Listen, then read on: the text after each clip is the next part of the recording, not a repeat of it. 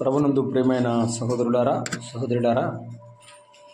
ఈ ఉదయకాలంలో మనమందరం కూడా దైవ సన్నిధిలో ఉండగా దేవుని వాక్యాన్ని మనము చదువుకుందాం. రాజుల మొదటి గ్రంథము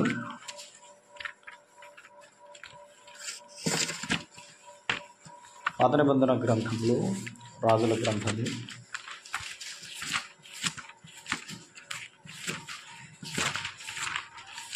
మొదటి అధ్యాయము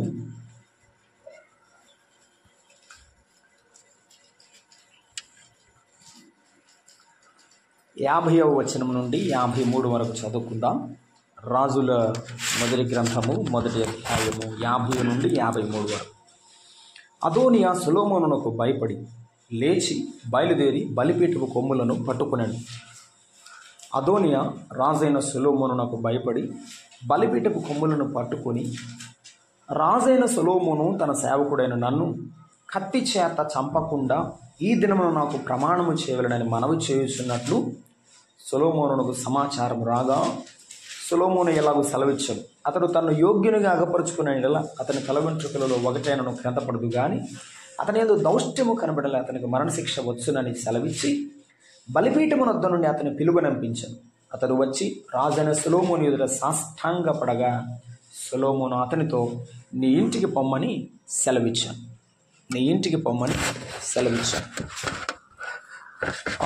కీర్తనల గ్రంథము 84వ కీర్తన, కోరహు కుమారులు రాసిన కీర్తన 84వ కీర్తన 3వ వచనాన్ని మనం చదువుకుందాం. సైన్యములకు అధిపతిగా యెహోవా, నా రాజా, నా దేవా, నీ బలిపీఠమునొద్దనే పిచ్చుకలకు నివాసము దొరికెను, పిల్లలు పెట్టుటకు వానకోవిలకు గూటి స్థలము దొరికెను. 20 కీర్తన గ్రంథంలోనే 29వ కీర్తన 26వ కీర్తన 26:6 నిర్దోషినని నా చేతులు కడుగుకొందును, యెహోవా నీ బలిపీఠము చుట్టూ ప్రదక్షిణము చేయుదును, అచ్చట కృతజ్ఞతాస్తుతులు చెల్లింతును, నీ ఆశ్చర్య కార్యములను వివరింతును.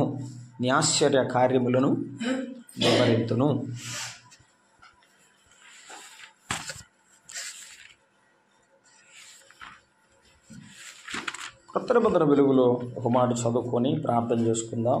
యోహోను రాసిన మొదటి పత్రిక 2వ అధ్యాయం మొదట 2 వచనాలు. నా చిన్న పిల్లలారా, మీరు పాపము చేసుకున్నటకై ఈ సంగతులు మీకు రాయుచున్నాను.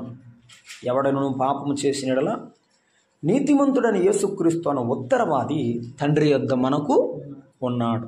ఆయనే మన పాపములకు శాంతికరమై ఉన్నాడు. 4 వేసి కింద రాశాడు, ప్రాయశ్చిత్తమై ఉన్నాడు. మన పాపములకు మాత్రమే కాదు, సర్వలోకమునకు శాంతికరమై ఉన్నాడు. చదవబడిన వాక్య భాగము దీవించబడినట్లు ప్రార్థన చేద్దాం. ప్రేమగల తండ్రి, స్తోత్రారుడు అని దేవ, పూజనుడు అని తండ్రి, మీకు స్తోత్రములు, వందనాలు చెల్లిస్తున్నా. ఈ ఉదయకాలపు వేళ మిమ్మల్ని ఆరాధించుటకు ఇచ్చిన భాగ్యమును బట్టి స్తోత్రములు. మీ మాటలు వినగోరి ఉన్నాము నాయన తండ్రి, కనికరించండి. నిలవబడిన వాడు నిష్ప్రయోజకుడు, మనుషుని వలన మాకు ఎప్పటికీ మేలు ఉండదు, కలుగబోదు. గనుక మాతో మాట్లాడండి.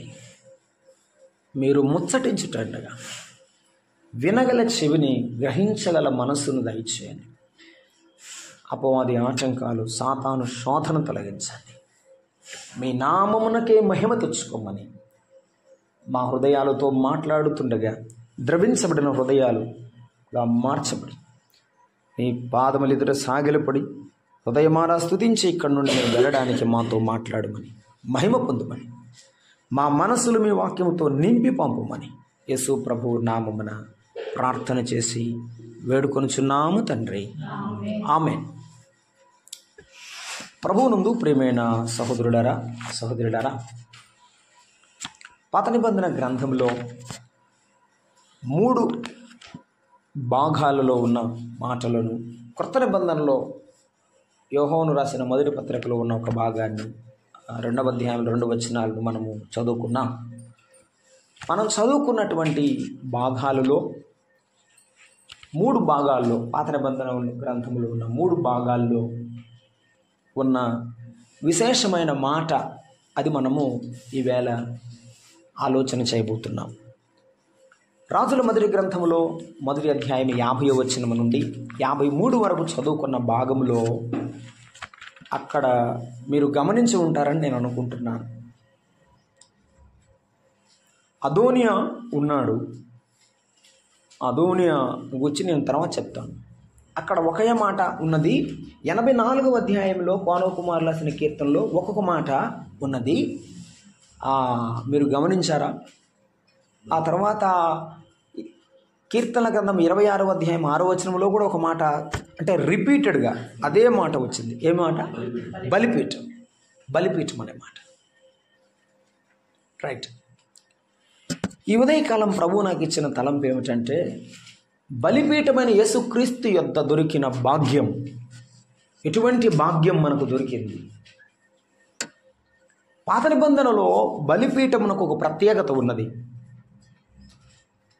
ప్రత్యక్షపు గుడారము లోపల ఉన్న వస్తువులు అన్నీ కూడా ప్రభువుని ప్రతిష్ఠిస్తున్నాయి, ప్రభువుని గురించి చెప్పుచున్నాయి.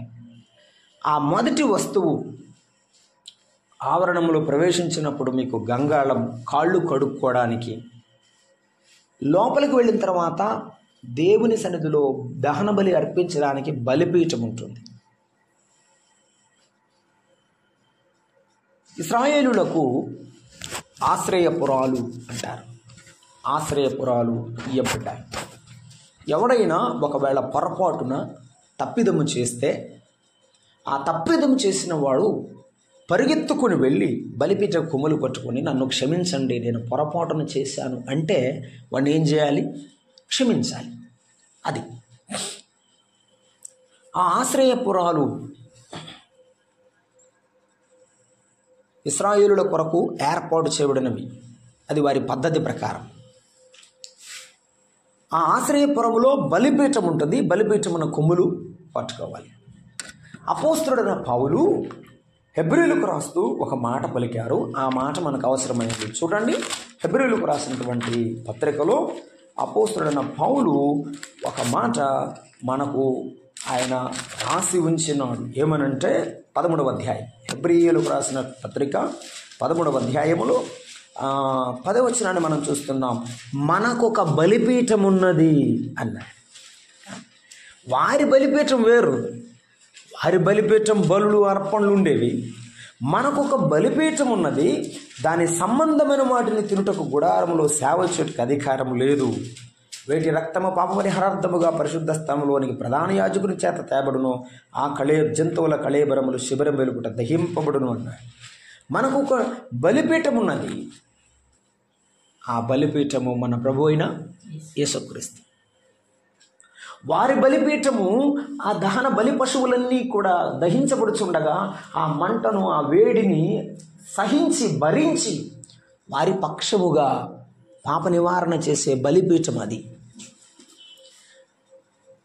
ఆశ్రయ పొలాల్లో ఉన్న బలిపీఠం కొమ్ములు పట్టుకుంటే చాలు, క్షమించే బలిపీఠం.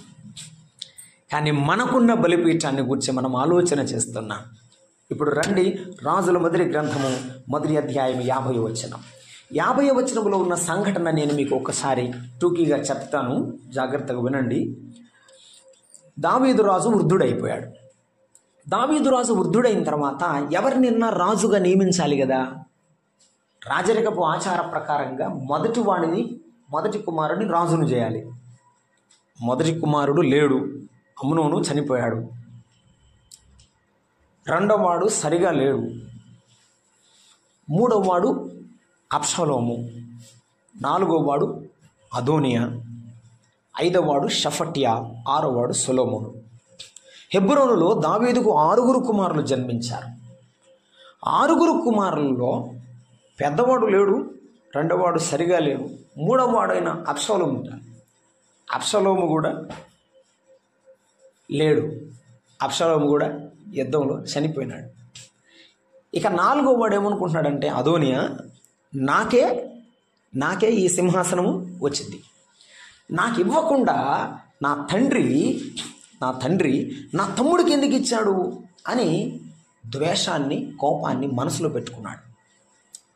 కానీ దేవుడు నాతాను ప్రవక్త ద్వారా వర్తమానం పంపించాడు. నీవు మందిరం కట్టాలనుకున్నావు, కానీ నీ కుమారులో ఒకడిని నేను ఎన్నుకున్నాను. నీ కుమారుడని సొలొమోను నాకు మందిరం కడతాడు. అతని ద్వారా వచ్చే సంతానాన్ని నేను నీ యొక్క సింహాసనం మీద స్థిరపరుస్తానని దేవుడు వాగ్దానం చేశాడు. కాబట్టి దేవుడు మాట ప్రకారంగా దావీదు సొలొమోనును రాజుగా అభిషేకించాడు, పట్టాభిషేకం చేశాడు. నాతాను సమక్షంలో, ప్రవక్త అయిన నాతాను సమక్షంలో సొలొమోను రాజు అయ్యాడు. ఈ రాజు అయ్యే సందర్భంలో వారికి ఒక ఆచారం ఉన్నది. కొత్త రాజు అయితే ఆయనను ఊరేగిస్తారనమాట.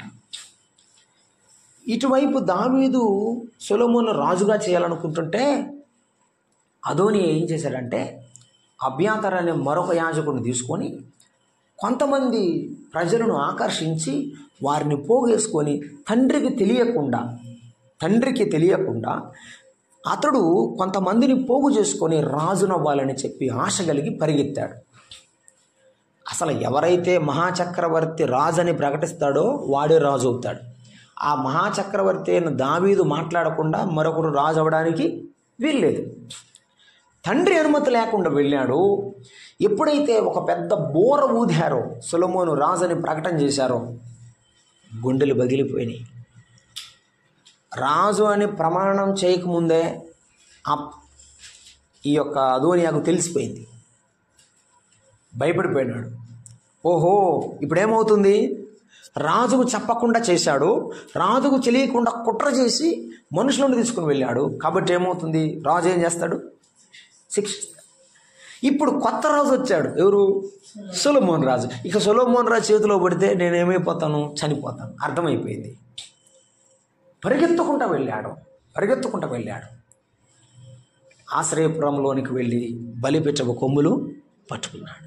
నన్ను క్షమిస్తేనే నేను వస్తాను, లేకపోతే నేను రాలేను అని చెప్పాడు. సొలొమోనుకి ఈ విషయం తెలిసింది. ఏమని తెలిసింది? అదోనియా తన అన్న తనకు వ్యతిరేకంగా ఇలాగ ఒక గుంపుని పోగు చేసుకొని తండ్రికి వ్యతిరేకంగా, తండ్రికి తెలియకుండా మోసపూరితంగా చేస్తున్నాడని తెలిసింది. కానీ ఇంకొక విషయం కూడా తెలిసింది. ఏమని? బలిపీఠపు కొమ్ములు పట్టుకున్నాడు. బలిపీఠపు కొమ్ములను పట్టుకున్న వాడిని ఏమీ చేయకూడదని దేవుడు చెప్పాడు. ఉప్పొంగిన కోపం, సొలొమోను కోపం, రాజు కోపం ఎవరి మీద పడాలి? అదోనియా మీద పడాలి. ఆ కత్తి అదోనియా మీద పడి అదోనియా చనిపోవాలి. కానీ దేవుడు ఆజ్ఞాపించాడు. ఏమని? నా బలిపీఠపు కొమ్ములు పట్టుకున్నవాడిని నువ్వు చంప. వాడు క్షమించమని ఏడుస్తున్నాడు కనుక నీవేం చేయకూడదు? చంపకూడదు. ఒక మాట క్రొత్త నిబంధన వెలుగులో మనం జ్ఞాపకం చేసుకుంటున్నాం. రోమాపత్రిక మొదటి అధ్యాయం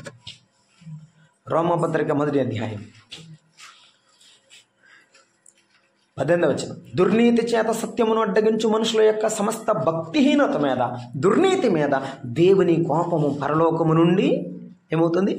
బయలుపరచబడుతున్నది.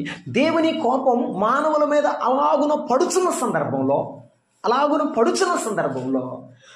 మానవుని యొక్క పాపానికి, దేవుని కోపానికి మధ్యలో వచ్చిన వాడు మన ప్రభువైన యేసుక్రీస్తు. అదోనియా మీద కత్తి పడాలి. ఆ కత్తికి, అదోనియా శిక్షకు మధ్యలో దేవుని మాట అడ్డం, ఆయన బలిపీఠం అడ్డం వచ్చింది. ఆనాడు అదోనియాను కాపాడింది బలిపీఠం అయితే, ఆ బలిపీఠం దగ్గర అదోనియాకు దొరికింది ఏమిటంటే క్షమాపణ. ఏమిటి? క్షమాపణ. మనకు క్షమాపణ దొరికింది. మన ప్రభువైన యేసుక్రీస్తు దగ్గర కూడా మనకు క్షమాపణ దొరికింది. యోహాను సువార్త 8వ అధ్యాయంలో ఒక పాపాత్మురాలు యేసు ప్రభు పాదాల దగ్గరకు వచ్చి ఆమెనందరూ పాపాత్మురాలను తిడుతుంటే ఆమె కనుల వెంపటి రాలుచుండగా, అయ్యా వీరందరూ నన్ను పాపాత్మురాలు అంటున్నారు, నిజమే, నేను అపరాధం చేశానని ఆమె దుఃఖపడుచుండగా ప్రభు ఆమె దుఃఖాన్ని చూశాడు. ఆమె గుండెలో కుమిలిపోవడాన్ని చూశాడు. అమ్మన్నాడు, కుమారి నీ పాపములను నీవు క్షమించబడి ఉన్నాయి, ఇక వెళ్ళి నీవు పాపము చేయకమని చెప్పాడు. ఈవేళ మన జీవితంలో మన ప్రభువు దగ్గర మనకు క్షమాపణ దొరికింది. బలిపీఠమైన మన ప్రభువు దగ్గర క్షమాపణ ఉన్నది. క్రొత్త నిబంధన వెలుగులో ఒక మాట చదువుకున్నాం కదా, చూస్తారా? 1 యోహాను పత్రిక 2వ అధ్యాయము 2వ వచనం. నా చిన్న పిల్లలారా, మీ పాపము చేయుచుకొండకై ఈ సంగతులు నీకు రాయుచున్నాను. ఏ సంగతులు? ఎవరు గురించి రాస్తున్నాడు? నమ్మనోళ్ళ నమ్మినోళ్ళ? నా చిన్న పిల్లలారా అంటే ఎవరికి రాస్తున్నాడు? యోహాను భక్తుడు నమ్మిన విశ్వాసులకే రాస్తున్నాడు. మీరు పాపము చేయకుంటే ఈ సంగతులు రాయుచున్నాడు. ఎవడైనా పాపం చేసిన ఎడలా నీతిమంతుడని యేసుక్రీస్తును ఉత్తరవాది తండ్రి యొద్ద మనకు ఉన్న ఆయన మన పాపములకు శాంతికరమై ఉన్నాడు. అర్థమైందా? ఒకప్పుడు పాపములో ఉన్న మనము దేవునికి వ్యతిరేకంగా ఉన్న మనలను క్షమించాడు. కానంట ఎప్పుడన్నా జారి పడిపోతే తెలియక అవిశ్వాసం వలన తప్పు చేస్తే దేవుడు ఏమవుతాడంట? మనకు 4 వేసి కింద రాశాడు కదా, ప్రాయశ్చిత్తమై ఉన్నాడు అన్నాడు. ఏమయ్యాడన? ప్రాయశ్చిత్తం. ఆయనే మన పాపములు కడిగేవాడు. మరలా ఒక బిడ్డ స్నానం చేయించి బయటకు పంపిస్తే మరలా సాయంత్రం అలాగే తెల్లకొస్తాడా? ఆడికి చాలా మురికైంది. తెలియక వాడు అక్కడక్కడ పడిపోతుంటాడు. మళ్ళీ తీసుకొచ్చి తల్లి ఏం చేసిద్ది? స్నానం చేయించి వాడిని పంపింది. అలాగనే దేవుడు కూడా అనుదినం మనను అలాగ ఏం చేస్తాడంట? కడుగుతాడు. ఆయనే మనకు ప్రాయశ్చిత్తమై ఉన్నాడు. మన అనుదినపు జీవితంలో మనను కడిగేవాడు ఆయన. మొదటగా మన పాపము నుండి కడిగినవాడు, మనల్ని క్షమించినవాడు ఆయన. రెండవదిగా మన పాపము నుండి, అనుదిన పాపము నుండి మనం కడిగేవాడు కూడా ఆయనే. యేసుప్రభు ఎంత గొప్ప దేవుడు! యేసుప్రభు ఎంత గొప్ప దేవుడు! యేసు ప్రభువును గురించి ఆలోచిస్తున్నప్పుడు ఆయన క్షమించగలడు.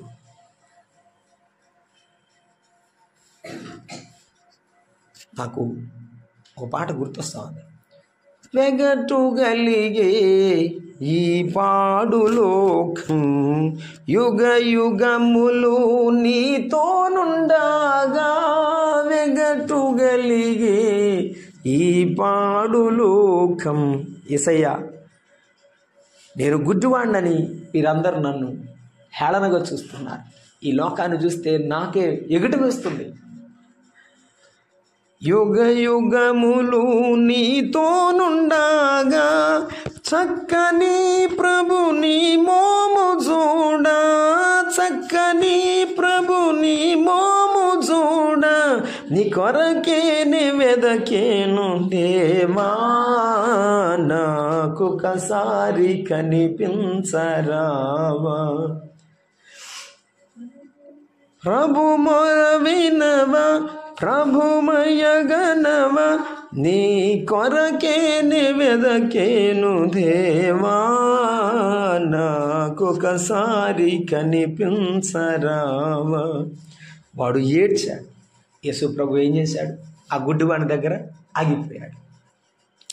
ఆగిపోయాడు.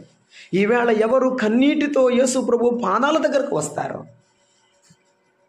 దావీదు కుమారుడా నన్ను దాటిపోకయ్యా, దావీదు కుమారుడు నన్ను దాటిపోకయ్యా అని యేసు ప్రభు దగ్గర కన్నీరు కారుస్తారో, వారిని యేసయ్య విడిచిపెట్టేవాడు కాదు. యేసు ప్రభు విడిచిపెట్టే దేవుడు కాదు, ఆయన క్షమించే దేవుడు. ఆయన క్షమించే దేవుడు, క్షమించడానికి సిద్ధమైన మనసు గలవాడు. దావీదు అపరాధములో పడిపోయినప్పుడు, నా హృదయములో నాకు నూతనమైన మనసు పుట్టించుమని కన్నీటితో ప్రలాపిస్తే యేసు ప్రభు క్షమించాడు. యేసు ప్రభు దగ్గర ఎవరైనా క్షమిస్తాడు. ఆయన ఎంతమందినైనా క్షమిస్తాడు. ఈ ఉదయకాలం మన ప్రభు మనను క్షమించాడు కాబట్టే మనం ఇప్పుడు ఆయన సన్నిధిలో ఉన్నాము. అదోనియాకు బలిపీఠం దగ్గర క్షమాపణ దొరికింది. మనకు మన ప్రభు అయిన యేసుక్రీస్తు దగ్గర క్షమాపణ దొరికింది. మన పాపములకు క్షమాపణ, మన అనుదిన జీవితమునకు ఆయన ప్రాయశ్చిత్తమై ఉన్నాడు. నంబర్ 2 చూద్దాం. చూడండి, 84వ కీర్తన. 84వ కీర్తన మరొక సందర్భం. 84వ కీర్తన 3వ వచనం. సైన్యములకు అధిపతికి యెహోవా, నా రాజా, నా దేవా. చెప్పండి. నీ బలిపీఠమునొద్దనే పిచ్చుకలకు నివాసము దొరికెను. పిల్లలు పెట్టుటకు వానకోవిలకు ఊటి స్థలము దొరికాను. బలిపీఠం దగ్గర ఏం దొరికిందట?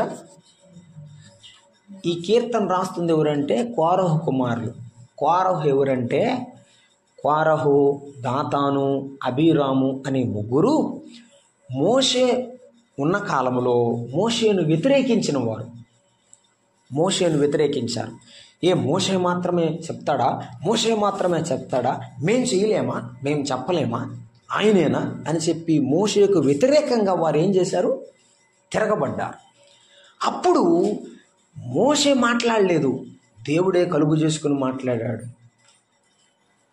నా సేవకునికి ఎదుట మీరు మాట్లాడడానికి ఎలా భయపడలేదు, రండి అని చెప్పి దేవుడు పిలిచాడు. అప్పుడు భూమి నెరవిడిచి, భూకంపం వచ్చిందనమాట. భూమి నెరవిడిచి కోరహు యొక్క కుటుంబీకులు అందరూ చనిపోయారు. ఏమైపోయారు? కోరహు పూర్వీకులు అందరూ చనిపోయారు. కానీ సంఖ్యాకాండంలో ఒక మాట రాశాడు, కోరహు కుమారులు చావలేదు అని రాశాడు. ఇక్కడ 84వ కీర్తనలో వాళ్ళు చెప్తున్నాడు ఏమనంటే, పిచ్చుకల వంటి వారమైన మాకు నీ యొద్ద నివాసము దొరికింది. మేము ఎటువంటి వారం నాయన? మా తండ్రితో పాటు మేము కూడా ఏమైపోవాలి? చనిపోవాలి. మా తండ్రితో పాటు మేము కూడా చనిపోవాలి. మా తండ్రి చేసిన అపరాధానికి మమ్మల్ని చంపలేదు. మా తండ్రి అపరాధమే చేశాడు, పాపమే చేశాడు.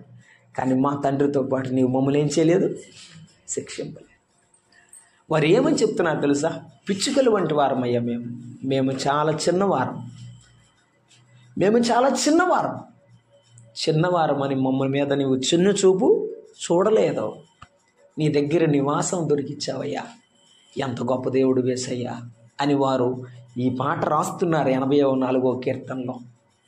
ఎందుకు పిచ్చుకలతో పోల్చుకున్నారో ఒక మాట ప్రకటన నిబంధన గ్రంథంలో మనం చూద్దాం. ఎందుకు వారు పిచ్చుకలతో పోల్చుకున్నారు చూడండి. మత్తయి సువార్త 10వ అధ్యాయము 29వ వచనాన్ని మనం చూస్తున్నాము. 10వ అధ్యాయం 29వ వచనం చదువుతారా? 2 పిచ్చుకలు కాసుకు అమ్మబడును కదా. ఎట్లా?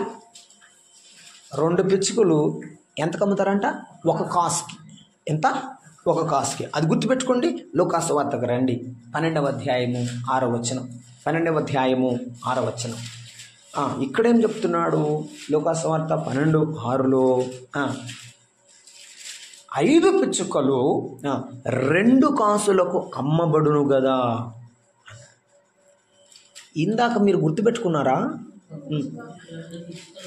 2 పిచ్చుకలేమో 1 కాసుకు అమ్ముతారట. మరి ఇక్కడ 5 పిచ్చుకలు 2 కాసులు అమ్ముతారంట. 2 కాసులకి ఎన్ని రావాలి వాస్తవానికి? 2 4 కదా రావాలి. మరి ఇక్కడ ఏమంటున్నాడు? 5 రమ్మంటున్నాడు. సహోదరులు బాగా తెలుసు, ఏదైనా కూరగాయలు అమ్మాలనుకోండి, సవగ్గున్నాయంటే ఒక్కొక్కరు 1000 అంటే ఏం చేస్తాడు? సవగ్గుంటే వేస్తాడు. బాగా ఖరీదు ఎక్కువ ఉన్నాయనుకో, పెరుగుగా ఉన్నాయనుకో, ఏం చేస్తాడు? వేయడు. కాబట్టి పిచ్చుకలు వాటికి విలువ తక్కువ. పిచ్చుకలకి ఏంటి విలువ? తక్కువ. ఎన్నిక లేని పిచ్చుకలు.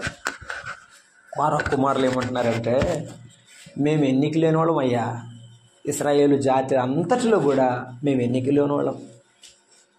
మమ్మల్ని కూడా నువ్వు ప్రేమించావు చూడు, మమ్మల్ని ఎవ్వరు ప్రేమించలేదు. కోరహ వాడి కుటుంబం, వాడి పిల్లల అని అందరికీ ద్వేషమే. కానీ నువ్వైతే మమ్మల్ని ద్వేషించలేదు, నువ్వైతే మమ్మల్ని ప్రేమించావు. నీ ప్రేమ ఎంత గొప్పది యేసయ్యా. మేము పిచ్చుకలు అంటేవాళ్ళం, మేము ఎన్నిక లేని వారు. కోరహు కుమారులైన ఎన్నిక లేని వారు. 1 కొరింథీ పత్రిక 7వ మొదటి అధ్యాయము 29వ వచనంలో వాక్యంలో మనం చూస్తాం. 29వ వచనం, ఏ శరీరము దేవుని అతిశయింపుకున్నట్లు జ్ఞానులను సిగ్గుపరచడం లోకములో ఉన్న ఎర్రివారిని దేవుడు ఏర్పరచుకున్నాడు. బలహీనులైన వారిని దేవుడు ఏర్పరచుకున్నాడు. ఎన్నికైన వారిని వ్యర్థం చేయుటకు లోకములో నీచులైన వారిని ఏర్పాటు చేసుకున్నాడు. ఎన్నిక లేని వారిని దేవుడు ఏర్పాటు చేసుకున్నాడు. మనము ఎన్నిక లేని వారు, మనము ఎవరికి సరిపోలని వారు. కానీ యేసయ్య ఏం చేశాడు తెలుసా? నా కుమారుడా, నేను నిన్ను పిలుస్తున్నాను రమ్మన్నాడు. యేసయ్య మనల్ని పిలుచుకున్నాడు. యేసయ్య తన బిడ్డలుగా చేశాడు. కాబట్టి యేసయ్యకి ఏమి ఇవ్వాలి మనం? ప్రభువా, నన్ను నీ బిడ్డగా చేసుకున్నావు నాయన, నీకు స్తోత్రాలని ప్రభువుని ఆరాధించటయే. ఇంకొక మాట అన్నారండి వాళ్ళు 84వ కీర్తనలో. ఏమనంటే, వాన పెట్టుటకు వానకోవిలకు పిల్లలు పెట్టుటకు గూటి స్థలము దొరికిందట. వానకోవిలట పక్షి, దానికి గూడు పెట్టాలంటే మంచి ప్లేస్ ఉంటేనే, సురక్షితమైన ప్లేస్ ఉంటేనే పెట్టుద్దండి, లేక పెట్టదంట. తిరిగి తిరిగి తిరిగి తిరిగి తిరిగి దానికి ఎక్కడ నచ్చదు, ప్రపంచంలో ఎక్కడ నచ్చదు. ఎక్కడైతే సురక్షితమైన ప్లేసు, మంచి ప్లేస్ అనుకుంటుందో అక్కడికే వస్తుంది. అప్పటిదాకా ప్రాణం పోయిందాక తిరుగుతూనే ఉంటుందట. ఈ లోకంలో అటు ఇటు ఎటు పడితే అటు తిరిగిన వారు మనం. మనకి ఎక్కడ మంచి ప్లేసు దొరకల. యేసయ్య దొరికాడు. యేసయ్య దొరికాడు. యేసయ్యే మనకు దొరికాడు. కాదు, యేసయ్యే మనల్ని వెదికి పట్టుకున్నాడు. గొర్రె పిల్లలాగా తన భుజాన వేసుకున్నాడు, తన ఇంటికి తీసుకుని వచ్చాడు. యేసయ్య అంత గొప్ప దేవుడు. ఆ భూమి నెరవిడిచినప్పుడు ఆ భూమి లోపల పడి చనిపోవాలి కోరహ కుమారులు. కానీ కోరహ కుమారులను ఆ భూమి నెరవిడిచిన దాంట్లో పడకుండా పట్టుకున్నాడు. నిన్ను నన్ను ఈ లోకంలో కలిసి పాడైపోకుండా, ఈ లోకంలో కొట్టుకుపోకుండా యేసయ్య ఏం చేశాడు? మనల్ని పట్టుకున్నాడు. యేసయ్య పట్టుకున్నాడు నిన్ను. అసలు నా భక్తి, నీ భక్తి ఏం భక్తి అండి? మనకు భక్తి, మన భక్తి గట్టిదా? మన భక్తి వల్ల మనం ఉన్నామా? కాదు. ఆయన కృప వల్ల, ఆయన దయ వల్ల ఉన్నాం. ప్రభువా, పిచ్చుకల వంటి వారమైన మాకు నీ యొద్ద నివాసము దొరికాను. వానకోవిలకు గూటి పెట్టుటకు గూటి స్థలము దొరికినట్లు నీ యొద్ద నివాసము దొరికింది. ఈ ఉదయకాలం ప్రభువా, నా కుటుంబానికి, నాకు, నా పిల్లలకు నీవే నివాసము వంటివాడు. నీవే నివాసము వంటి వాడవు. నీ సన్నిధిలో మేము సురక్షితముగా నివసించినట్లు నీవు మమ్మను ఉంచి ఉన్నాం. పాత నిబంధన గ్రంథములో మనం జ్ఞాపకం చేసుకున్నాం. గ్రద్ద తన పిల్లను రెక్కల మీద మోసుకున్నట్లు నేనేం చేశాను? మిమ్మల్ని మోసుకున్నా. యెరూషలేమా, యెరూషలేమా, కోడి తన పిల్లలను చేర్చుకున్నట్లు నేను ఎన్నో మార్లు నిన్ను చేర్చుకున్నాను, కానీ మీరు రానొల్లకుంటేని. దేవుడు చాలాసార్లు రమ్మని పిలుస్తుంటే దూరం వెళ్ళిపోయేవాడు చాలామంది ఉన్నారు. కానీ యేసయ్య ఈరోజు మనలను తన యొక్క రెక్కల చాటున కాపాడాడు కాబట్టి ఇప్పుడు కూర్చున్నాం. అందుకని ఏం చెప్పాలి? ప్రభువా, నీ బలిపీఠము దగ్గర పిచ్చుకల లాంటి ఎన్నిక లేని మాకు నివాసము దొరికింది, క్షమాపణ దొరికింది, 2 నివాసము దొరికింది. యెషయా గ్రంథంలో మనము మహోన్నతుని చాటున నివసించువాడే సర్వశక్తుని నీడను విశ్రమించువాడు. మనం ఎవరి దగ్గర విశ్రాంతి పొందాలి? ఆయన దగ్గరే. మనం ఎవరి దగ్గర నివసించాలి? ఆయన దగ్గరే నివసించాలి. ఆయనలోనే మన నివాసం, ఆయనే మన నివాసం. కొరింథీయులకు రాసిన 2వ పత్రిక 5వ అధ్యాయంలో పౌలు భక్తుడు ఒక మాట చెప్పాడు. ఏమని అంటే, మన నివాసము ఇక్కడ లేదట. మన నివాసం ఏ నివాసం? ఈ భూమి మీద మన గుడారమైన ఈ నివాసము శిథిలమైపోతుంది. ఏ నివాసము? ఈ శరీరం అనే నివాసము ఏమైపోతుంది? శిథిలమైపోతుంది. కానీ చేతి పని కాక దేవుని చేత కట్టబడిన నిత్యమైన నివాసం పరలోకమందు మనకు ఉన్నది. కాబట్టి పరలోకము నుండి వచ్చు మన నివాసము దీనిపైన ధరించుకొని అపేక్షించుచు దీనిలో మూలుగుచున్నాం. అంటే ఈ పాప శరీరము పోయి మహిమ శరీరం వస్తుంది మనకు. అప్పటి వరకు ఈ శరీరంలో ప్రభువు కోసం బ్రతుకుతున్నాం. యేసయ్యా, యుగాయుగములు శాశ్వత కాలం నీతో నేను బ్రతకడానికి సిద్ధంగా ఉన్నాను. నీవు నన్ను నీ యొక్క నివాసానికి తీసుకోబోతున్నావు. అవును, పరలోకానికి తీసుకుని వెళ్తాడు మన తండ్రి. ఇదిగో నేను త్వరగా వచ్చుచున్నాను, నా బిడ్డలు నేను తీసుకొని వెళతాను. అయ్యా, ఈ రోగాల శరీరంలో, ఈ కష్టాల జీవితంలో నాకెందుకు ఇక్కడ నేను ఉండలేను తండ్రి, పరలోకం నీతో పాటు వస్తాననే బిడ్డలు ఎంతోమంది ఉన్నారు. యేసయ్య ఏమంటున్నాడు, ఇదిగో నేను త్వరగా వస్తాడు యేసయ్య. ఆయన వచ్చి తన బిడ్డలను తీసుకుని వెళ్తాడు. అక్కడ మనకు ఏ ఆకలి, దప్పిక, అనారోగ్యం, ఏ బాధలు ఉండవు. అందుకే అన్నాడు, దేవుని నివాసం మానవులతో కూడా ఉన్నది అన్నాడు. ప్రకటన గ్రంథం 22వ అధ్యాయం 1వ వచనం. దేవుని నివాసం ఆయనతో సదాకాలం నివసించే భాగ్యం. ఆయనే మన నివాసం. కాబట్టి ప్రతి ఉదయం ఆయనతో మాట్లాడదాం, ప్రతి రాత్రి ఆయనతో మాట్లాడదాం, ఆయన దగ్గర ప్రార్థన చేద్దాం. ప్రభువా, నేను ఇలాగ ఉన్నాను, ప్రభువా నా కుటుంబం ఇలాగ ఉన్నది. మనం ప్రతిదినం ఆయనతో నివాసం చేయాలి. మనం ప్రపంచంతో ఎక్కువ నివాసం చేస్తున్నాం, ప్రభుతో తక్కువ నివాసం చేస్తున్నాం. అందువల్ల మనకు ఆయన సహాయం సరిగా అందడం లేదు. మన ప్రభువే మన నివాసం. ఆయన దగ్గర నివసిద్దాం, ఆయనతో ముచ్చటిద్దాం, ఆయనను సంబంధాన్ని ఎక్కువగా కలిగి ముందుకు వెళదాం. ఒకటి, మన ప్రభువు బలిపీఠమైన మన ప్రభువే మన క్షమాపణ, బలిపీఠమైన మన ప్రభువే మన యొక్క నివాసము. ఒక మాట చెప్పి నేను ముగిస్తాను. 26వ అధ్యాయము కీర్తన గ్రంథం 26వ అధ్యాయము 6వ వచనం. 26వ అధ్యాయము 6వ వచనాన్ని మనము చదువుకుంటున్నాం. చూడండి, 26వ అధ్యాయం 6వ వచనం. నిర్దోషినని నా చేతులు కడుగుకొందును, యెహోవా నీ బలిపీఠము చుట్టూ ప్రదక్షిణము చేయుదును, అచ్చట కృతజ్ఞతాస్తుతులు చెల్లింతును, నీ ఆశ్చర్యకార్యములను వివరింతును. మన బలిపీఠమైన యేసుక్రీస్తుయే మన ఆరాధన. ఏమిటి? మన ప్రభు అయిన యేసుక్రీస్తే మన ఆరాధన. ఏమంటాడు ఇక్కడ దావీదు భక్తుడు? నీ బలిపీఠము చుట్టూ ప్రదక్షిణం చేస్తా. ఎవరు చుట్టూ తిరుగుతా? నేను నీ చుట్టే తిరుగుతాను. నీ చుట్టే నేను తిరుగుతా. ఏమండి, బలిపీఠం మీద బలి పశువు అయినటువంటి గొర్రెను కానీ కోడిను కానీ పెట్టినప్పుడు ఇటువైపు నుంచి చూసినప్పుడు ఒక రకంగా కనబడుతుంది కదా. ఉత్తరం వైపు వెళ్తే మరొక రకం, దక్షిణం వైపు వెళ్తే మరొక రకం, తూర్పు వైపు వెళ్తే మరొక రకంగా ఆ పశువు కనబడుతుంది. అలాగేనే మన కొరకు కలువరిలో వధింపబడిన, మన కొరకు కలువరిలో చనిపోయిన యేసుక్రీస్తు ప్రభు వారిని చూస్తుండగా ఆయనను పలు విధాలుగా మనము చూడగలగాలి. అనగా ఆయనలో ఉన్న దయను, ఆయనలో ఉన్న కరుణను. ఇటువైపు చూసినప్పుడు ఆయన దయామయుడుగా, అటువైపు నుండి చూసినప్పుడు ఆయన మహిమగలవాడుగా, మరొక వైపు నుండి చూసినప్పుడు ఆయన ప్రేమగల దేవుడుగా, ఆయన పలు రకాలుగా మనకు కనిపిస్తుండగా, అయ్యా ఆ బలిపీఠము చుట్టూ తిరుగుతూ ఆయనను మనం స్తుతించాలి అంటాడు దావీదు. మన ప్రభువైన యేసుక్రీస్తు యొక్క గుణలక్షణాలను తలపోస్తూ ఆయనను మనము ఆరాధించాలి. ఆయనే మన ఆరాధన. అందుకని ఆరాధన చేసేటప్పుడు ఎక్కడ ఉండాలంట? బలిపీఠము చుట్టే ఉండాలి.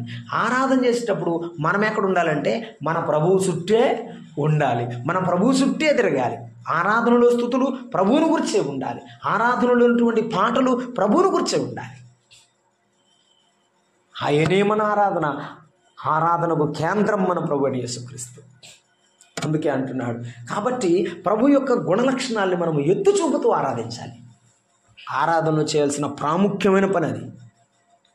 దావీదు ఎన్నిసార్లు దేవుని ఆరాధించాడు కదా, ఎంత గొప్పగా ఆరాధించాడు. మనము ఈ వేళ ఆయన చుట్టూ ప్రదక్షిణ చేయాలి. ఒకప్పుడు పాతకాలంలో నేను కూడా చేసే ప్రదక్షిణ అంటే చుట్టూ తిరగడం అంతే. మన ప్రభువు చుట్టూ మనం ఉండాలి.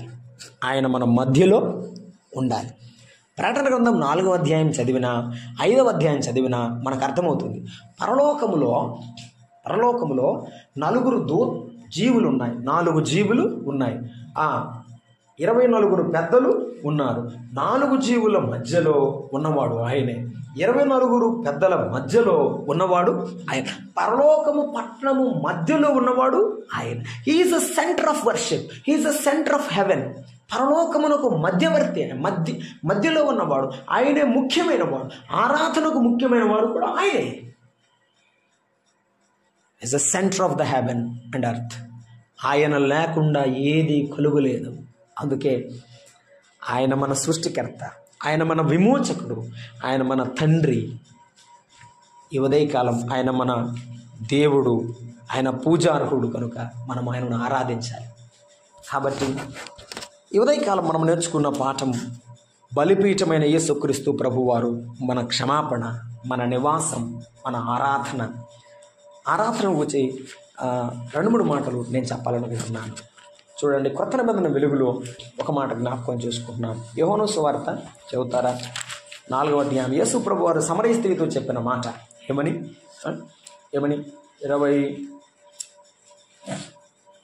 21 నుండి చదువుతాం. ఆమె ఏముంటుందంటే, అయ్యా, ఆరాధింపవలసిన స్థలం అసలు చాలా చిత్రమైనది కదండి. ఎవరితో ఏం మాట్లాడాలో ఆయనకు బాగా తెలుసు. అసలు ఆమె ఏమైనా యేసు ప్రభువుని నమ్ముకుందా? ఆమె పాపాత్మురాలు, ఆమె జీవితమే బాగులేదు, ఆమెతో ఆరాధన గురించి మాట్లాడుతున్నాడు. చూసారా? అంటే ఎవరి హృదయం ఎలాంటిదో ఆయనకు బాగా తెలుసు.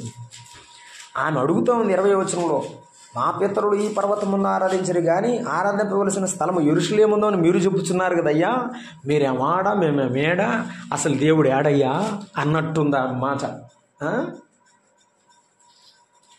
యెరూషలేములో అని మీరు చెప్తున్నారు, అంటే లోయలో, కొండ మీదని మేము చెప్తున్నాం. అది గెరిజీము కొండ వారు అనుకుంటారు.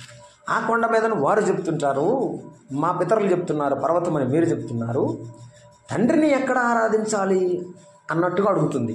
ప్రభు ఏం చెప్తున్నాడు 22లో, అమ్మా, ఒక కాలము వచ్చుచున్నది. 21, ఆ కాలమందు ఈ పర్వతం మీదనైనా యెరూషలేములోనైనా మీరు తండ్రిని ఆరాధించరు. అమ్మ, కొండ ముఖ్యం కాదు, లోయ ముఖ్యం కాదు. ఏది ముఖ్యం? 22, నా మాట నమ్మము, మీరు మీకు తెలియని దానిని ఆరాధించేవారు, మేము మాకు తెలిసిన దానిని ఆరాధించేవారు. రక్షణ యూదుల్లో నుండియే కలుగుతున్నది. అయితే యథార్థముగా ఆరాధించువారు ఆత్మతోనూ సత్యముతోనూ తండ్రిని ఆరాధించు కాలము వచ్చుచున్నది అన్నాడు. ఎలాగ ఆరాధించాలి? యథార్థముగా, ఆత్మతో సత్యముతో ఆరాధన చేయాలి. ఉన్నది ఉన్నట్టుగా ప్రభు ఎదుటకు అప్పగించుకొని చేసే ఆరాధన. దావీదు పాట పాడిన అలాగే చేసేవాడు, దేవుని స్తుతించిన అలాగే చేసేవాడు. పౌలు అన్నాడు, నేను ఆత్మతో పాడుదును, మనసుతో పాడుదును. దేవుని సన్నిధిలో ఆరాధన కీర్తనలు పాడిన మనసారా పాడాలి. ప్రభువా ప్రభువా, ఆయన మన ఎదుట సింహాసనాసీనుడైన ఎరిగి, అలాగూ ఆయన కూర్చున్నాడని ఎరిగి ఆ ప్రభు వైపు తిరిగి చేతులెత్తి, ప్రభువా నీవే దేవుడు అని ఆయనకు నమస్కరించేటువంటి మనసారా స్తుతించే భాగ్యం మనకు ఉండాలి. ఇది ప్రభువు మనకిచ్చిన గొప్ప ధన్యత. ప్రభు చెప్తున్నాడు, ఆత్మతో ఆరాధించాలి అన్నాడు. పరిశుద్ధాత్మకు లోబడి ఆరాధించాలి. 2, సత్యముతో, అనగా ఆయన వాక్యం ఎలా ఉన్నదో చూసి ఆయన వాక్యపు వెలుగులో ప్రభువుని గణపరచాలి. ప్రభువుని ఆరాధించేటప్పుడు, స్తుతులు చెల్లించేటప్పుడు మన సొంత మాటలు కాకుండా బైబిల్లో ఉన్న వాక్య లేఖనాలను ఎత్తి ప్రభువుని గణపరచాలి. ప్రభు యొక్క పరిశుద్ధతను గూర్చిన లేఖనాలు, ప్రభు యొక్క మహిమను గూర్చిన లేఖనాలు, ప్రభు యొక్క మానవత్వాన్ని గూర్చిన లేఖనాలను చెప్పుచు, ఆ లేఖనాలను ఎత్తి ఆయన ఎదుట చెప్పుచు మనము ప్రభువుని ఆరాధించాలి. అందుకే అన్నాడు, సత్యముతో ఆరాధించాలి, పరిశుద్ధాత్మతో ఆరాధించాలి, వాక్య సత్యముతో ఆరాధించాలి. ఆ తర్వాత యథార్థముగా ఆరాధించాలి.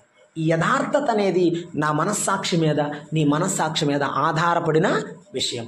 ఆరాధన చేయుచుండగా మనము అలాగూ చేయాలని ప్రభువు కోరుతున్నాడు. ఆరాధన విషయంలో మనము జాగ్రత్త కలిగి ఉండాలి. అందుకే నేను నిన్ను ఆరాధన చేస్తా, నా ఆరాధన నీవే ప్రభువా, నేను ఎవ్వరిని ఆరాధించను. అంతమంది చెప్తుంటాడు, వర్క్ ఈజ్ వర్షిప్ అని.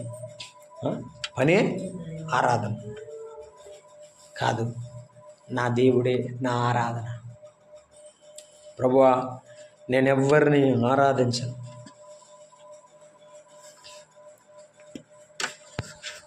మీరెవరిని కోరుకునైనా సరే, నేనును నా ఇంటి వారును యెహోవాను సేవించను. అంతే. ఆ భక్తుని యొక్క మాటలు ఈనాడు మన మాటలు ఉండాలి. ప్రభువా నేను నిన్నే ఆరాధిస్తాను. తలలు వంచండి, ప్రార్థన చేద్దాం. తలలు వంచండి, ప్రార్థన చేద్దాం.